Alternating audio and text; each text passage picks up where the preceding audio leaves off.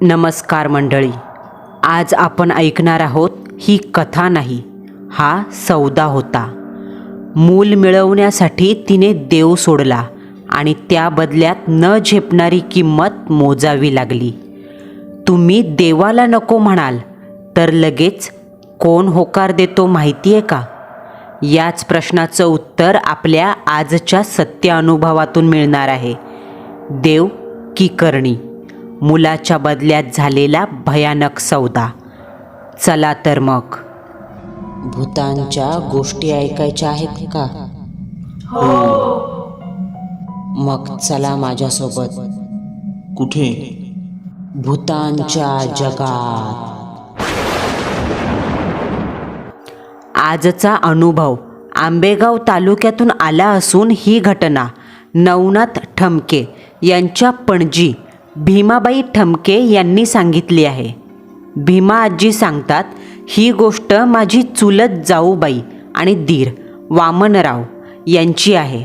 1972 साली घडलेली. वामन रमाकांत ठमके शेतकरी होते. त्या काळी आत्तासारखी मनोरंजनाची साधनं नव्हती. फोन, टी व्ही, अजून बरंच काही. म्हणूनच हा सामान्य माणूस त्यावेळी देवाची भक्ती करण्यात जास्त गुंग असायचा. वामनरावसुद्धा असेच काहीसे होते. दिवसभर उठता बसता झोपता मुखातून माऊली हा शब्द निघाला नाही तर नवलच. कारण ते खूप मोठे विठ्ठल भक्त होते. गळ्यात तुळशीची माळ घातलेली. वामनरावांच्या परिवारात त्यांची बायको शांताबाई. पण तिचं नाव जरी शांता असलं तरी आतून मात्र फार कटकटी, भांडखोर स्वभावाची. आणि या शांताबाईंना आपल्या नवऱ्याची विठ्ठलाची भक्ती कधी पाहावली नव्हती. वामनराव कधी कीर्तनाला निघाले का शांताबाईची किरकिर सुरू व्हायची. चाललात का? चालले का त्या विठ्ठलाचं गुणगान गायला? काय मिळतं व त्या अभंगातून? निस्ती रातभर माकडावाने टाळं पिटत बसायची आणि गळा फोडून येड्यागत वरडायचं. काय हाय का नाही तुम्हासनी? गप बसा घरान. पण आपल्या बायकोवर वामनरावाचा फार जीव. तो त्या बिचारीवर कधीच ओरडला नाही. रागाने तिला कधी हिडीस फिडीस केली नाही. आणि विठू माऊलीबद्दल इतकं वाईट बोलल्यानंतर सुद्धा त्याने कधी तिला टोकलं नाही. कारण त्याचा विचार असा होता का देवभक्ती मनातून निर्माण होते, दुसऱ्याने जबरदस्ती करून होत नाही. आणि त्यात शांताबाईंच्या रागाचं कारण त्याला कळालं होतं.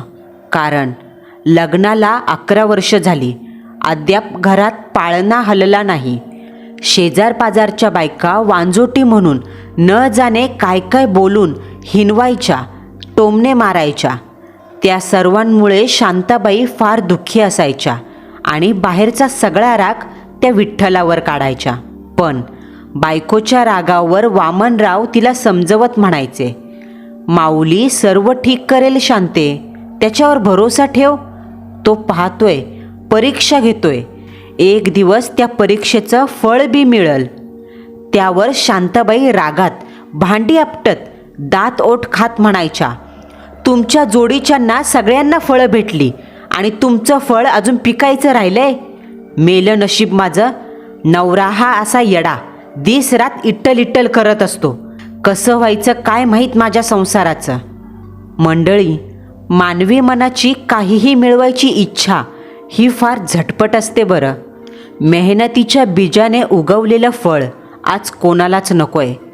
आपली पोटची कूस उगवत नाही, मुलगा होत नाही, म्हणून जे उपवास नवस शांताबाई गेली 7-8 वर्ष करत होत्या ते सर्व उपवास नवस त्यांनी थांबवले. मित्रांनो, जेव्हा दैवी शक्तीवरचा मानवाचा विश्वास डगमगतो तेव्हा त्याला देव हा फक्त निर्जीव दगड वाटू लागतो. त्याच्याविषयीचा भक्तिरस कमी होतो आणि मग सुरू होते देवाकडे पाठ वळवून अनिष्ट काळ्या शक्तीचं पूजन, म्हणजेच वाममार्ग. शांताबाई यांचा देवावरचा विश्वास उडाला म्हणून त्या आता वाममार्गाकडे वळाल्या. या सृष्टीच्या पलीकडे अंधाराचं साम्राज्य आहे. आत्मे, सैतान यांचं जग आहे आणि त्या दुष्ट शक्तींच्या उपासकांना वामपंथी म्हणतात. तोच वामपंथ शांताबाईंनी स्वीकारला आणि या अघोरी मार्गात त्यांना ढकलणारी व्यक्ती दुसरी तिसरी कोणी नसून त्यांच्या माहेरची माणसं होती. भीमा आजीच्या सांगण्यानुसार शांताबाई यांच्या माहेरची माणसं प्रथम फार गरीब होती, पण अचानक काय झालं काय माहीत, त्यांना फार पैसा मिळाला. सोनं अडका केला, झोपडी तोडली आणि वाडा बांधला. गावातील लोक त्यावेळी अडाणी होती, मूर्ख नाही. हा अचानक झालेला बदल अशिक्षित गावातल्या लोकांच्या नजरेतून कसा सुटेल बरं? गावातली लोक म्हणायची, त्यांना गुप्तधन मिळालंय, कोणीतरी सिद्धी प्राप्त झालेला मांत्रिक मिळालाय, ज्यासाठी शांताबाईंच्या माहेरची माणसं सतत बाहेर जायची. अशात एक वर्ष दिवाळीच्या सणात शांताबाई माहेरी भावाकडे भाऊबीजेसाठी गेल्या. तेव्हाच तिनं आपली ही व्यथा माहेरच्यांना सांगितली आणि त्यावर उपाय म्हणून शांताबाईच्या भावाने शांताबाईला त्याच रात्री त्या मांत्रिकाकडं नेलं. विनाशकाले विपरीत बुद्धी. अजून काय? ती एक जंगलातील ओसाड पडलेली जागा होती. तिथं एक मोठं वडाचं झाड होतं. खाली लाल मातीने सारवलेलं अंगण होतं. वडाच्या पुढ्यात लाल मातीच्या जमिनीवर मृत मानवाच्या डोक्याची एक कवटी उलटी करून ठेवलेली. त्या कवटीच्या आत लाकडं टाकून आग पेटवलेली. उलट्या ठेवलेल्या त्या कवटीच्या तोंड आणि डोळ्यांच्या खड्ड्यातून आग बाहेर पडत होती. असं वाटत होतं प्रेताचं धूळ जळतंय. कवटीच्या चारही बाजूला लिंबांचं वर्तुळ होतं. प्रत्येक लिंबाला निवडुंगाचे काटे टोचले होते आणि त्या अभद्र तपकिरी आगीच्या हवनासमोर तो मांत्रिक बसलेला. कमरेला एक लंगोट सोडलं तर मांत्रिकाचं सारं शरीर लाल माती फासलेलं, डोक्यावरच्या केसांच्या जटा झालेल्या. आगीचा तो भेसूर प्रकाश त्याच्या अंगावर पडत होता आणि त्याची काळी सावली त्या झाडाच्या मागे खोडावर पडलेली, ज्या खोडाला सुताचा 3 फूट लांबीचा गोंडा गोलाकारात बांधलेला आणि त्या सुताच्या गोंड्यावर एका झोटिंगाची 2 फूट उंचीची काळ्या केसापासून बनवलेली आकृती दिसत होती. त्या झोटिंगाचं सारं शरीर काळ्या केसांनी बनलेलं. त्याला धड आकार प्राप्त नव्हता, फक्त काळे केस होते जे अवयवाचा भाग दाखवायचे, जसे की हात, उलटे पाय, डोकं, बस. त्या काळ्या आकृतीच्या चेहऱ्यावर डोळ्याच्या जागी लाल कुंकवाने 2 ठिपके कोरलेले आणि त्या टिपक्यांमध्ये चांदीचे मणी अडकवलेले, जे आगीच्या प्रकाशात चमकत लुकलुकत आपल्याकडे पाहत आहेत असा भास होत होता. त्या वडाच्या झाडाखाली त्या अभद्र वामजागेत एक अदृश्य अस्तित्वाचा क्षणोक्षणी मनाला भास होत होता. जिथे अंधार होता त्या अंधारात काहीतरी मुटकुळं मारून पायात डोकं खुपसून हुंदके देत रडत बसलंय असा भास होत होता. उंच वडाच्या खाली लोंबणाऱ्या त्या पारंब्या वेताळासारख्या झुलत होत्या. शांताबाईंची नजर जशी आजूबाजूला फिरत होती, छातीचे ठोके धडधड करत होते. आजूबाजूच्या वातावरणात काहीतरी वाईट, अनिष्ट भारलेलं आहे, जे जाणवताच साऱ्या शरीराचा थरथराट होत होता. शांताबाईंचा भाऊ राम, खरं तर त्याचं नाव देवाचं आणि काम हैवानाचं अशी गत होती. आपल्या गुरुला त्याने आपल्या बहिणीची व्यथा सांगितली आणि त्यावर त्या मांत्रिकाने शांताबाईंकडे टाचेवरून डोक्यापर्यंत खालून वर न्याहाळत पाहिलं. न्याहाळून झाल्यावर त्या मांत्रिकाच्या ओठावर एक विचित्र हास्य आलं. न्याहाळून झाल्यावर त्या मांत्रिकाच्या ओठावर एक विचित्र गूढ हास्य आलं. पोहार पाहिजे?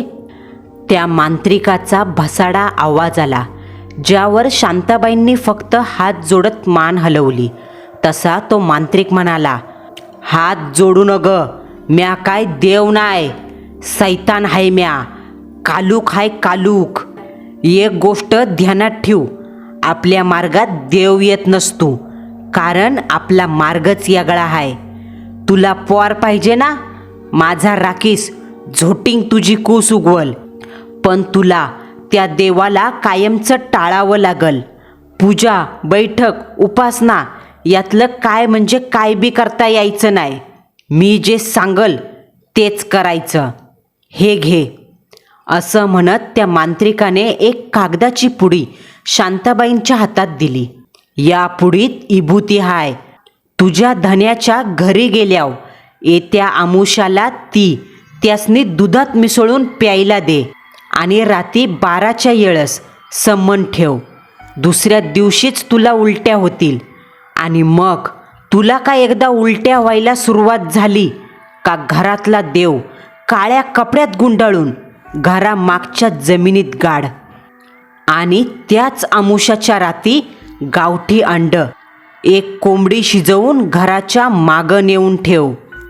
हे ऐकताच शांता दचकत म्हणाली, अहो बाबा, बाबा माझ्या धन्याला इठ्ठलाचं येड आहे. तो मला असं कसं करून देईल? आणि माळकरी हावता मी. गळ्यात माळ असताना घरात वशाट कसं शिजवायचं?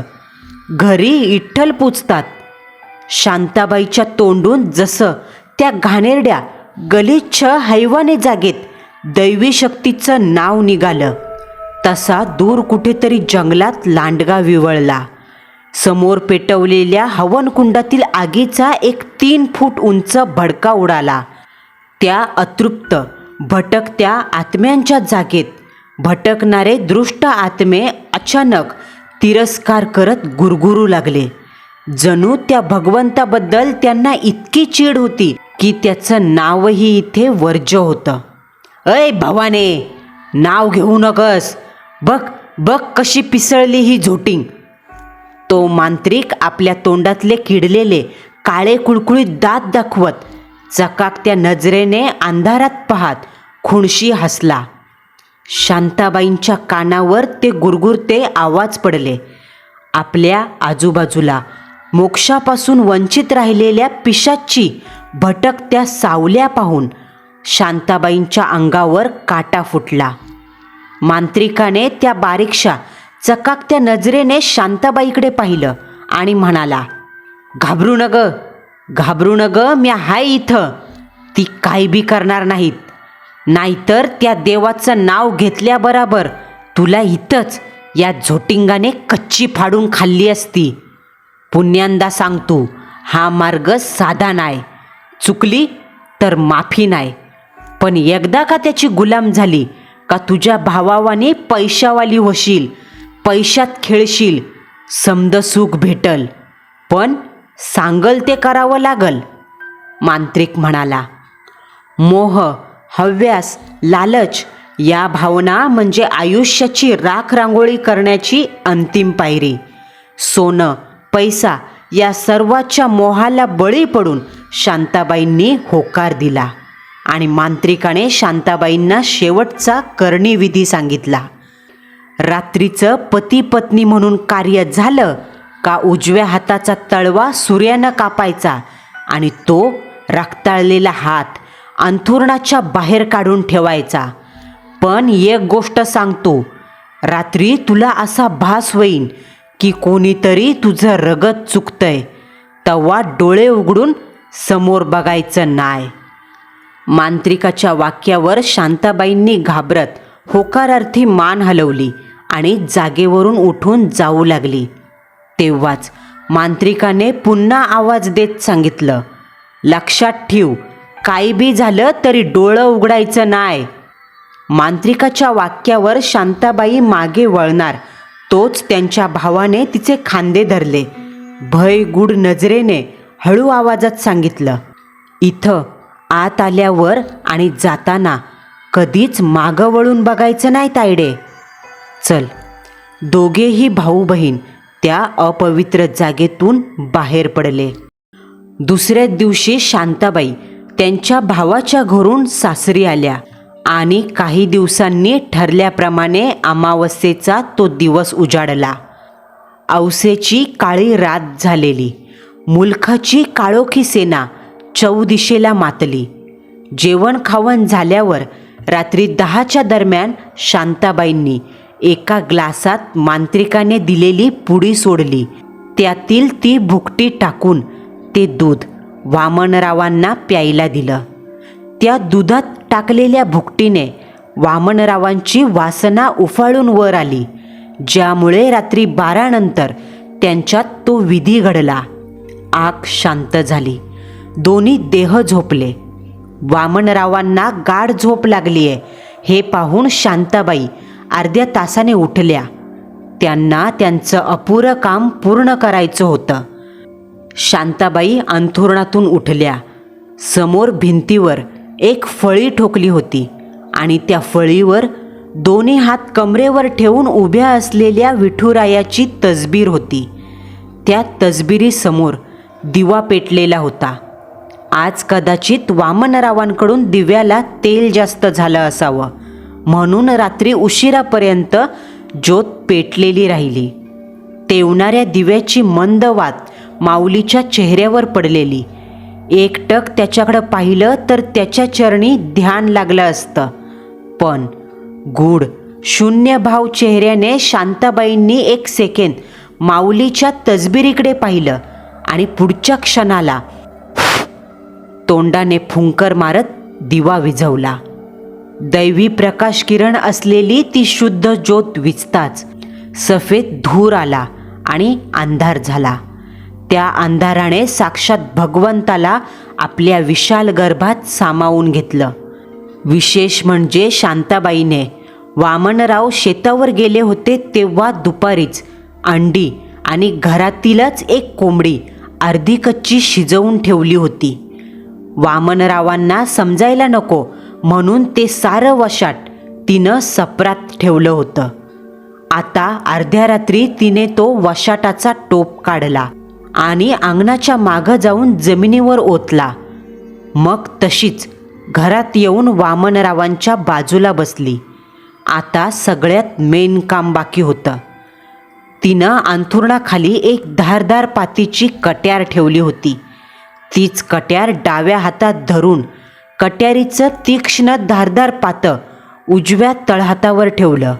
डोळे घट्ट बंद करून डोळ्यासमोर लहान बाळाचं चित्र सजवून मोठ्या हिमतीनं मुठीत ती पाती गच्च आवळली आणि वेगानं तो सुरा मुठीतून मागे ओढला. प्रथम काही वाटलं नाही, पण जरा वेळाने चांबडी कापलेल्या जागेवर जळजळ व्हायला सुरुवात झाली. रक्ताची धार लागली. नवरा शांत झोपलाय हे पाहून शांताबाई अंथरुणावर झोपल्या. डोक्यावर पांघरून घेतलं. हात बाहेर ठेवला. मध्यरात्रीची 3ची वेळ असावी. ही वेळ म्हणजे अंधाराचे दरवाजे उघडण्याची वेळ. वामनरावांच्या घरात हे जोडपं शांत झोपलेलं. चारही दिशेला गडद शांतता पसरलेली. घरात असा अंधार मातलेला जणू साऱ्या सृष्टीचा काळोख वामनरावांच्या घरात घुसलाय की काय. घरातलं तापमान हळूहळू खाली जाऊ लागलं. हाडं गोठवतील असा गारठा पडला आणि त्याच अंधारातून एक काळी सावली जमिनीवरून सापासारखी सरपटत पुढे आली. तिच्या साऱ्या शरीरावर काळे केस होते. डोळ्यांच्या जागी फक्त लाल कवड्या आणि त्यात ते चांदीचे ठिपके जे अंधारात चमकत होते. तोंडातून गुरखत विचित्र आवाज काढत नाकाने कसला तरी वास हुंगत ते जमिनीवरून सरपटत पुढे येत होतं. असं तर नाही ना ते शांताबाईंच्या हातातून बाहेर पडणाऱ्या रक्ताचा वास हुंगत असावं? ते ध्यान शांताबाईंच्या हातापाशी आलं. त्याने तो स्वतःचा जबडा विचकला आणि आतून लांब सडक अंधारात चमकणारी लाल चकचकीत सरड्यासारखी जीभ जबड्यातून बाहेर आली. त्याने मान खाली वर करत लांब सडक जिभेने ते रक्त असा आवाज करत चाटून घ्यायला सुरुवात केली. या प्रत्येक क्रियेसरशी शांताबाईंच्या रक्तासहित जणू ते ध्यान आत्माच मलिन करत होतं की काय. कारण शांताबाईंच्या शरीरात एकदम थंडी भरली. सारं शरीर कुडकुडू लागलं. शांताबाईंना दचकून जाग आली.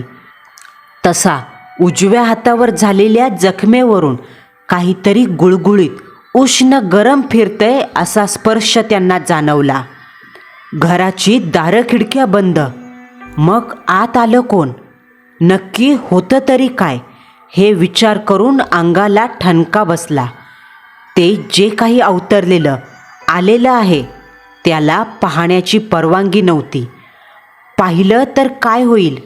जीवावर बेतलं तर? शांताबाईंनी डोळे बंदच ठेवले आणि साधारण पहाटे 4 वाजता त्यांना झोप लागली.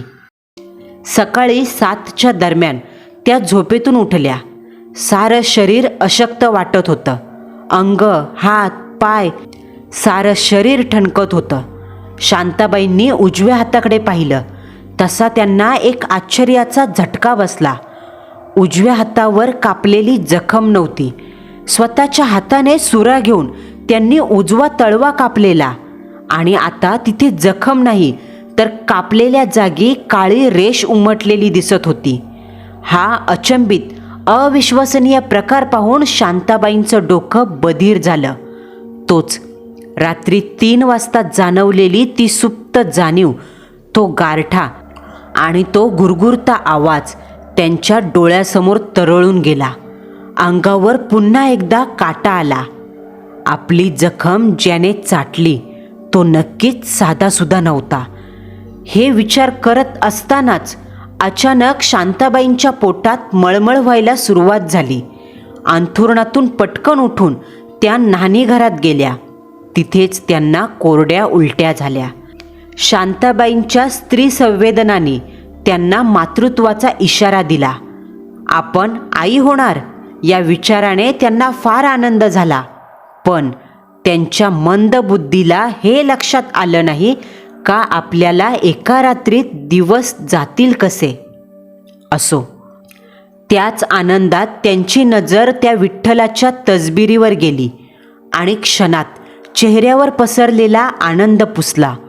कानात मांत्रिकाचे बोल घुमले.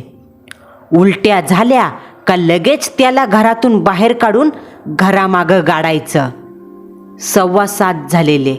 शांताबाईंनी आंघोळ न करता अशुद्ध देहाने एक तुच्छ कटाक्ष विठुरायांच्या तसबिरीवर टाकला. गेली 10 वर्ष ज्या मुलासाठी या देवाचे व्रत उपवास तापास केले त्याने आपल्याला मूल दिलं नाही आणि आठवड्याभरात ज्या सैतानाला पूजून त्याच्याकडे मागणी केली त्याने आपली इच्छा लगेच पुरी केली. यातच शांताबाईंच्या मनात मतभेद निर्माण झाला. हा देव फक्त आपली परीक्षा पाहतो, बाकी काही नाही. या विचाराने शांताबाईंनी तुच्छ भावनेने विठ्ठलाचा फोटो भिंतीवरून काढला आणि घरातील एक काळं कापड घेऊन देवाला काळाच्या पडद्याआड केलं. घराच्या मागं आल्या आणि ती तसबीर 1-2 फूट खड्डा खणून प्रेत गाडावर तशी मातीत गाडून टाकली. घरात परत जात असताना त्यांच्या लक्षात आलं, काल रात्री जिथं वशाट ओतलं होतं ती जागा कोणीतरी चाटून पुसून साफ केली होती. हाडं सुद्धा ठेवली नव्हती. शांताबाईंनी घरात येऊन आंघोळ केली. तोपर्यंत वामनराव उठून बसले. उठताच प्रथम त्यांनी विठ्ठलाचं नाव घेत दिवसाची सुरुवात केली आणि अंथरुणातून उठताच त्यांची नजर समोर गेली. नजरेत प्रश्नचिन्ह उमटले. विठ्ठलाच्या तसबिरीची जागा रिकामी होती. तेवढ्यात शांताबाई न्हाणीघरातून बाहेर आल्या. त्यांच्या चेहऱ्यावर आज आनंद, समाधान होतं.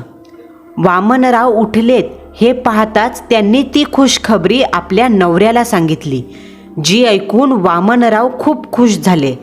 कृपा केलीस माऊली असं म्हणत त्यांनी हात जोडले. पण त्यांचे हे बोल ऐकताच शांताबाईंचं टाळकं सटकलं. वामनराव म्हणाले, पाहिलंस शांते, मी म्हटलं होतं ना, माझी माऊली एक दिवस तुझी कूस नक्की भरल. बघ, आज त्याने आपली इच्छा पुरी केली. अगं पण माऊलीची तसबीर हाय कुठं? फोटो पडला का? तुटला का? वामनरावांनी हसतमुख चेहऱ्याने शांताबाईंना विचारलं. तशा त्या खेकसल्या. बस करा हो तुमचं. काय ते इठ्ठल इठ्ठल लावलंय? त्याने काय बी केलं नाही, फक्त इटेवर उभा आहे नंदी बैलासारखा. मी माझ्या भावाला घेऊन एका भक्त्याकडे गेलते, त्यानेच मला उपाय दिलाय आणि माझी कूस उगवली. आता एकदा बी त्या इठ्ठलाचं नाव माझ्यासमोर काढू नका, नाहीतर मी आत्ताच माझ्या भावाकडे जाईल कायमची. आज शांताबाईंना जरा जास्तच राग आला होता. त्यात आपल्या वामनरावांचा स्वभाव माऊलीप्रमाणे साधा भोळा. बायकोची अवस्था आता नाजूक आहे, तिची काळजी घ्यायला हवी, हा विचार करून वामनराव आपल्या भगवंतासाठी गप्प राहिला. तशीही साक्षात परमार्थाची अभंग गोडवाणी वामनरावांच्या मनात कोरलेली. देव मनात असला तर तसबिरीची काय गरज, हाच विचार करून ते शांत बसले. अशात पाहता पाहता दिवस सरू लागले आणि जसजसा बाळंतपणाचा महिना जवळ येऊ लागला तसे शांताबाईंना फार विचित्र अनुभव येऊ लागले. घरात एकटं असताना पाठीमागून कुणीतरी वेगानं धावत गेल्याचा भास व्हायचा. रात्री अपरात्री झोपल्यावर घरातलं वातावरण अचानक थंड व्हायचं, अचानक गरम व्हायचं. काळोखात कुणीतरी उभं आहे असं वाटायचं. कुशीवर झोपलं की पाठीमागं प्रेत झोपल्यासारखा भास व्हायचा. म्हणजे मागं जे काही असेल त्याच्या नाकातून निघणाऱ्या थंडगार श्वासांची हवा मानेवर लागायची. डोळे बंद करून झोपल्यावर कोणीतरी अगदी आपल्या चेहऱ्यासमोर चेहरा आणून आपल्याकडं पाहतंय असा भास व्हायचा. रात्री अपरात्री बाहेरून कोणीतरी आपल्या नावाने मोठ्याने ओरडतंय असा आवाज यायचा. या सगळ्यांमुळं शांताबाईंना रात्र रात्र झोप लागायची नाही. स्वयंपाकातील भांडी कोणीतरी फेकावी, आपटावी अशी आपोआप पडायची. घरात घडणाऱ्या या विचित्र घटनांनी शांताबाईंच्या डोळ्यात आता सतत भीती, अस्वस्थपणा, बेचैनी असे भाव पसरले. 8 महिने 20 दिवस त्यांनी सर्व ताण सहन केला आणि मग प्रथेनुसार बाळाला जन्म देण्यासाठी शांताबाईंना वामनराव त्यांच्या माहेरी घेऊन आले. एक दिवस सासूरवाडीला राहून वामनराव पुन्हा घरी निघून आले. अशात बाळंतपणाचा दिवस उजाडला. आज सकाळपासून शांताबाईंच्या पोटात फार कळा मारत होत्या.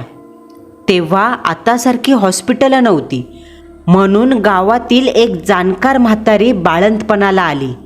दुपारी 2 वाजता शांताबाईंनी एका गोंडस अशा मुलीला जन्म दिला. आपल्या मुलीला ओंजळीत घेऊन पाहताना शांताबाईंच्या चेहऱ्यावर फार आनंद पसरला. पण लवकरच या आनंदाला एक काजळी लागणार होती. ती कशी ते ऐकूया. भीमा आजी सांगतात, मुलीची 5वी झाली आणि 6व्या दिवशी ज्या म्हाताऱ्या आजीनं शांताबाईंचं बाळंतपण केलं त्याच बाळाच्या सकाळच्या आंघोळीसाठी मालिशसाठी येत होत्या. त्यांनी शांताबाईंना मुलीची आंघोळ मालिश करून झाल्यावर खोलीत एकटं गाठलं आणि गंभीर घाबरलेल्या चेहऱ्याने सांगितलं, शांते, अगं वेळीच डोळं उघड. तुझा भाऊ आणि वहिनी दोघं दिसतात तसे नाही. तुझा भाऊ आणि वहिनी यांना मी काल बोलताना ऐकलंय. तुझ्या पोरीला पळवून ती दोघं मेली तिचा गुप्तधनासाठी बळी देणार आहेत.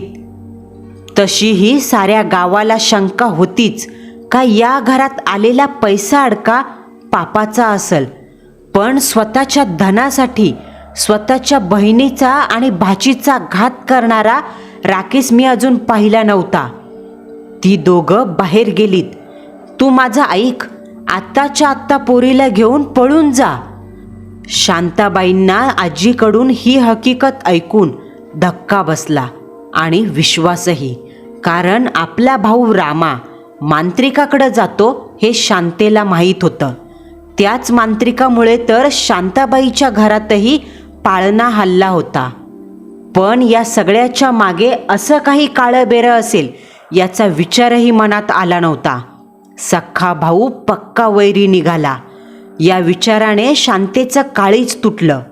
9 महिने ज्या पोरीला पोटात वाढवलं, जिच्यासाठी देवधर्म सोडला, अत्यंत पीडा वेदना सहन करून जिला जन्माला घातलं, तिला ही माय अशीच कशी या नराधमांच्या हव्यासाचा बळी होऊन देईल? दुपारचे 4 वाजले.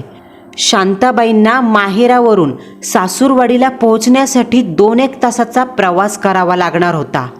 आत्ता निघाल्या तरी संध्याकाळी 7पर्यंत हक्काच्या घरी पोहोचणार होत्या. त्या इवल्याशा जीवाला घेऊन ती माय तशीच रणरणत्या उन्हात पायात चप्पल न घालता आपल्या कंसरूपी भावाच्या घरातून बाहेर पडली. जुना काळ म्हणजे आत्तासारखे रस्ते नव्हते. होती ती फक्त घनदाट झाडी आणि मातीच्या पाऊल वाटा. 15-1 मिनिटात तिनं गावची वेस ओलांडली. आता लागला तो जंगली रस्ता आणि सुनसान शांतता. त्या इवल्याशा जीवाला घेऊन ती माय घाबरलेल्या अवस्थेत धडधडत्या काळजाने कधी मागे तर कधी पुढे पाहत होती. काय माहीत भस्कन आपला भाऊ कुठून येईल आणि लेकीला पळवून नेईल. पाहता पाहता काळोखाने 4ही दिशा गिळल्या. अंधाराचा फौजफाटा शांताबाईंची वाट अडवू लागला. जसा अंधार गडद व्हायला सुरुवात झाली, शांताबाईंच्या उराशी दोन्ही हाताने धरलेली त्यांची लेक रडू लागली. जणू तिला कसल्या तरी धोक्याची चाहूल लागली. तोच अचानक शांताबाईंनी आपल्या पुढ्यात एक 40 मीटर अंतरावर दूर एक माणूस उभा पाहिला. वरचं अंग उघडं, साऱ्या शरीराची कातडी पांढरी पडलेली, खाली काळ्या रंगाचं धोतर आणि त्या धोतराला चंदेरी रंगाचा पट्टा होता.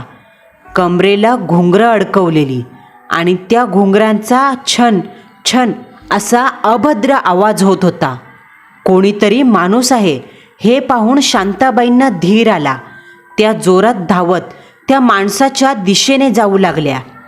पण हे काय, त्या माणसाचं अंतर कमीच होईना. शांताबाई धावून दमली, पण अंतर काही केल्या कमी होईना. उरावर असलेलं ते तानुलं आता जरा जास्तच जोरात रडू लागलं आणि त्या पोराच्या रडण्याचा आवाज ऐकून ते जे मालकाच्या हुकुमावरून आलं होतं ते उभं राहिलं. शांताबाई आपल्या लेकीला शांत करण्याचा प्रयत्न करत होत्या, पण काही केल्या लेकरू रडणं थांबवत नव्हतं. जणू त्या लेकराला काहीतरी जाणवत होतं. असं म्हणतात लहान मुलं देवाला पाहू शकतात. मग हे दुष्ट अस्तित्व त्याला कळणार नाही का? काय गये भावाने? अचानक एक भयंकर रक्त गोठवणारा आवाज आला. शांताबाईंनी गरकन वळून समोर पाहिलं. तो अभद्र आकार पाठमोरा उभा होता. पोरीला घेऊन पळून जाशील आणि आम्हाला कळणार नाही असं वाटलं का तुला? हां, असं म्हणतच ते ध्यान मागे वळलं. सारं शरीर मैताड काळ्या पडलेल्या कातडीचं होतं. हातापायाला वाढलेली नखं, सुरकुतलेला चौकोनी चेहरा, वाढलेले काळे कुळकुळीत केस, रक्ताळलेले डोळे, ओठ आणि काळे मशेरी लावल्यासारखे दात. असं हे ध्यान सूड आणि तिरस्काराच्या भावनेने शांताबाईला पाहत होतं. कोण आहेस तू? आपल्या लेकीला उराशी कवटाळून ती माय भीतीने 2 पावलं मागे सरकली. मी जोटिंग, तुझ्या पोरीचा बळी घ्यायला आलोय. तुझ्या भावाने गुप्तधन मिळवलं आणि मला इनाम म्हणून तुझ्या पोरीचा सौदा केलाय. बळीसाठी कवळा जीव पाहिजे होता आणि तुला तुझी कूस उजवून वांजोटी हा डाग मिटवायचा होता ना. चल, मूल झालं. आता सौद्यानुसार हा जीव माझा आहे. दे त्या पोरीला इकडं. ते ध्यान दात विचकत आसुरी हसलं. डाकिनीच्या उलट्या पावलांनी चालत शांताबाईच्या दिशेने येऊ लागलं. वाचवा, वाचवा कोणीतरी! शांताबाई मोठ्याने ओरडली, पण दूर दूरपर्यंत कोणीही नव्हतं. मदत मिळणं अशक्य. ते ध्यान शांताबाईंच्या जवळ आलं आणि त्याने तिच्या गालावर एक चपराक बसवली. दिवसभर पोटात अन्न पाणी नसल्याने ती माय खाली कोसळली. तिच्या बाजूला ती तान्हुली लेक पडली. शांताबाई पोटावर पडल्या. डोकं लेकीच्या दिशेने होतं. मार बसल्याने डोळ्यासमोर अंधारी आली आणि मग थोडं थोडं दिसू लागलं, पण सारं शरीर बिनकामी झालेलं. शांताबाईंना समोर आपली लेक मोठ्याने रडताना दिसत होती आणि त्या राक्षसाचा काळाशार पंजा त्या मुलीच्या दिशेने चालला होता. त्याच्या चेहऱ्यावर कपटी हसू होतं. हेतू साध्य झाल्याचं. धर्मावर अधर्म वरचढ झाला. प्रकाशावर अंधाराची काजळी चढली. सत्यावर असत्य हावी झाला. एक सैतान एका निष्पाप लेकराच्या जीवावर उठला, ज्याने अद्याप जग पाहिलं नव्हतं, आणि त्याची आई हतबल होऊन फक्त पाहत होती. कसं शक्य आहे हे? आई आई असते. मुलाला वाचवण्यासाठी ती काहीही करू शकते. जसा त्या सैतानाचा काळाशार पंजा त्या जीवाच्या दिशेने निघाला आणि कोणत्याही क्षणी तो हैवान त्या मुलाचा घास घेणार, तोच हातून झालेल्या पापाची त्या शांतेला आठवण झाली आणि तिने व्याकुळ होऊन एक हाक मारली, माऊली, धाव रे बाबा, ये माझ्या इठोबा. सहस्त्र हजारो वर्षांनी असा एक क्षण येतो, ज्या क्षणी भक्ताच्या प्रेमासाठी तो परमार्थ नियतीचे नियम धुडकावून निसर्ग नियमांमध्ये हस्तक्षेप करून भक्ताला तारायला स्वतःहून भूतलावर येतो. आणि तीच वेळ आली होती. शांताबाईंनी मंद गतीने डोळे बंद केले. माऊलींची छबी डोळ्यासमोर आणली. 9 महिन्याचा तो अबोला, तो रुसवा क्षणात दूर झाला. बंधन तुटलं. लेकीच्या प्रेमापोटी डोळ्यातून निघणाऱ्या आसवांच्या धारांनी त्या धन्याला तिने हाक मारली, माऊली. शांताबाईंच्या तोंडून ते 3 शब्द निघाले. आई वडील कधीच आपल्या लेकरावर रागवत नाही. मग तो परमार्थ तर साऱ्या सृष्टीचा करता धरता आहे. तो कसा रुसवा फुगवा धरेल? कसल्याशा आवाजाने शांताबाईंची तंद्री भंग पावली. डोळे उघडून समोर पाहिलं तर एक बैलगाडी उभी होती. त्या गाडीला 2 दांडगी खिल्लारी पांढरी बैलं झुपली होती आणि त्यांच्या बाजूला एक गाडीवान उभा होता. पांढरं धोतर, पांढरा सदरा, डोक्याला फेटा गुंडाळलेला, कपाळाच्या मधोमध एक नाम ओढलेला. सामान्य माणसासारखा माणूस, पण काय तेज होतं त्याच्या चेहऱ्यावर माहीत नाही. मन मग्न होऊन जाईल त्याच्या तेजाने असं वाटायचं. त्या माणसाने त्याच्या गळ्यातील टपोरी मण्यांची तुळशी माळ काढली आणि झटकन ती माळ त्या तान्हुल्या लेकराच्या गळ्यात घातली आणि गरज त्या आवाजात त्या काळ्या सैतानाला म्हणाला, हिम्मत असल तर आता लाव हात पोरीला, तुझ्या बापाचा बाप उभा आहे इथं. समोर ती गाडी आणि त्या माणसाला पाहताच ते झोटिंग चवताळल्यासारखं गुरगुरू लागलं. अय, आमचा सौदा आहे. हिची कूस उगवली त्याची किंमत मागतोय. तुझा काय संबंध रे काळ्या? निघ इथनं. ते झोटिंग चवताळत म्हणालं. तशी त्या माणसाने रागाने स्वतःच्या पायाखालची मातीची मूठ भरून घेतली आणि तोंडाजवळ नेऊन काहीतरी पुटपुटत ती माती त्या सैतानी देहावर फेकली. तसं ते ध्यान मागे जात एका झाडावर आदळलं. त्याच्या माराने ते झाड जमिनीच्या मुळापासून उपटून मागे कोसळलं. माझ्या माणसांना हात लावायला आलास, तुझी ही मजाल. त्या माणसाच्या आवाजात हुकूम होता, दरारा होता. जे ऐकून ते झोटिंग कुत्र्यासारखं कुईकुई करत झाडाला टेकून उभं राहिलं आणि म्हणालं, मालकाचा हुकूम आहे, हिला मारायला लागल, ही माझी पोर आहे. आणि तोच हळूहळू शांताबाईंच्या नजरेसमोर सारं धुसर होत तिची शुद्ध हरपली. पुढे शांताबाईंनी जेव्हा डोळे उघडले तेव्हा त्या वामनरावांच्या स्वतःच्या घरात होत्या. आजूबाजूला गावकी भावकीची माणसं जमल्याचा आवाज येत होता. वामनराव शांताबाईला शुद्ध येताच म्हणाले, बाहेरगावचा कुणीतरी वाटसरू आला होता. वाट चुकून तो आपल्या गावात आलेला. तेव्हा त्याला जंगलाच्या रस्त्यावर तू बेशुद्ध अवस्थेत दिसली, म्हणून त्यानं तुला आणि आपल्या लेकीला त्याच्या बैलगाडीतून घरी आणून सोडलं. पण तू अशी एकटी कशी आलीस? काय झालंय?" असं वामनराव विचारू लागले. शांताबाई पूर्ण डोळे उघडून पाहण्याचा प्रयत्न करत होती. पण एक गोष्ट अशी घडली का घरी आल्यावर शांताबाईंना काहीच दिसत नव्हतं. कानावर फक्त ओळखीचे आवाज ऐकू येत होते, पण डोळ्यासमोर अंधारी. त्या अंध झाल्या होत्या. जणू त्यांनी केलेल्या कृत्याची ती शिक्षा होती. शांतेला दिसत नाही हे कळताच सगळ्यांना धक्का बसला. आणि तेव्हा शांतेनं त्या दिवशी मांत्रिकाकडे गेल्यापासून ते आत्तापर्यंतची सारी घटना सांगितली. हे सारं ऐकून भावकी आणि वामनच्या पायाखालची जमीन सरकली. हव्यासापोटी शांतेनं घराला आणि वंशाला शाप लावला हे सगळ्यांना कळून चुकलं. देव आणि करणी यात शांतेनं करणी निवडली हे लक्षात येताच भावकी आली तशी निघून गेली. शांताबाईंनी रडत हात जोडून विचारलं, "त्या माणसाला तुम्ही घरात का नाही बोलवलं? तो साधा माणूस नव्हता, आमचा जीव वाचवायला आलेला इठोबा होता." यावर वामनराव शांत सुरात हतबल होऊन म्हणाले, "मी त्याचे आभार मानायला त्याला घरात बोलवलं, पण तो म्हणाला, ज्यांच्या घरातून मला हकलून दिलंय त्यांच्या घरात मी स्वतःहून परत जात नाही. आणि अजून एक सांगतो बरं का, कोणतीही गोष्ट हट्टाने मागून घेतली तर ती देताना व्याजासकट द्यावी लागते. ज्याचं आहे तो नेणारच. मी फक्त वेळ मारून नेली, पण काळ चुकवू शकत नाही.